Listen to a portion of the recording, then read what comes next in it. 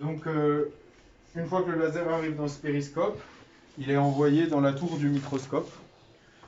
Et donc, dans cette tour du microscope, on a plusieurs éléments. C'est important de bien comprendre chaque élément. Donc, en premier, dans ce bloc-là, avec un réglage ici, disons, on va en fait avoir simplement un miroir qui peut se flipper. Donc, le miroir, soit il est comme ça pour injecter le laser verticalement vers l'objectif, soit il est carrément retiré du chemin optique quand on change de position. Donc si on n'est pas sûr, on peut de toute façon vérifier, puisqu'évidemment ici on a un trou pour voir.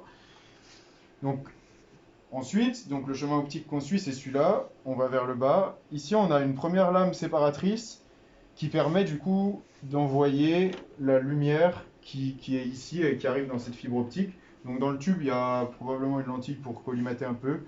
Et ensuite, ici, on a cette séparatrice qui va envoyer la lumière pour illuminer l'échantillon en réflexion.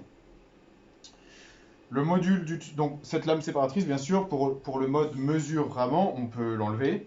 Donc il suffit ici de switcher avec la petite manivelle qu'on a. Là, on a une seconde lame séparatrice dans ce bloc-là. Donc c'est exactement le même module. On peut retirer ou remettre dans le chemin optique la lame séparatrice. Mais ici, c'est pour acheminer la lumière dans ce tube. Et au bout de ce tube, on a une caméra CMOS qui permet de visualiser sur l'écran donc l'échantillon ainsi que le spot laser et d'être certain de la position à laquelle on mesure. Alors à l'intérieur de ce tube, on a forcément des lentilles de tube puisque la lumière qui sort de l'objectif, les objectifs sont corrigés à l'infini, donc on a de la lumière collimatée. Donc il faut recréer une image sur la CCD. Donc ici, ce tube-là, Thorlabs, il est réglable. Donc on peut tourner ici afin de régler correctement la position de la caméra pour que l'image, pour qu'en fait à la fois l'image de l'échantillon soit nette, mais aussi le spot. C'est la condition qu'il faut trouver si jamais cette chose-là, elle est déréglée. Il faut réussir à avoir le spot focalisé sur l'écran au même point que l'image de l'échantillon est focalisée.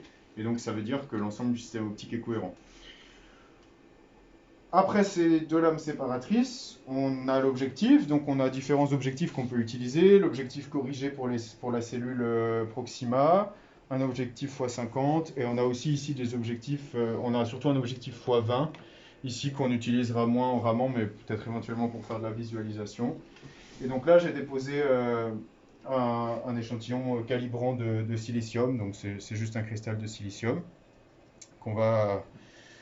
que du coup on peut regarder en ramant et aussi simplement regarder sa surface sur le microscope. Donc ici vous pouvez voir, on peut se déplacer avec le joystick, on a le spot laser, la surface de l'échantillon qui est pas toute propre et voilà.